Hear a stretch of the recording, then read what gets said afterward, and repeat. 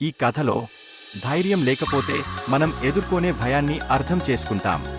భయం అంటే మనిషి జీవితంలో ఒక ముఖ్యమైన భావన. అది మన నిర్ణయాలను ప్రభావితం చేస్తుంది. మనకు ఎప్పుడు ఎక్కడ తగ్గ ఉండాలో అర్థం కావడం, అది ఎంత ముఖ్యమో తెలుసుకోవాలి. అటు ధైర్యం కలిగిన వ్యక్తి ఎలా ఉన్నాడో ఈ కథలో చర్చించబడింది.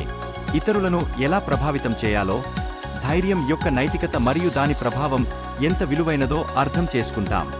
నిజంగా ధైర్యం ఉన్న వ్యక్తులు ఎంతటి సాహసాలు చేయగలరో మనం అయోమయములో ఉంటాం. ఈ క్రమంలో కష్ట సమయాలలో ధైర్యం ఎలా ప్రదర్శించాలో తెలిపే పాత్రల గురించి కూడా తెలుసుకుంటాము.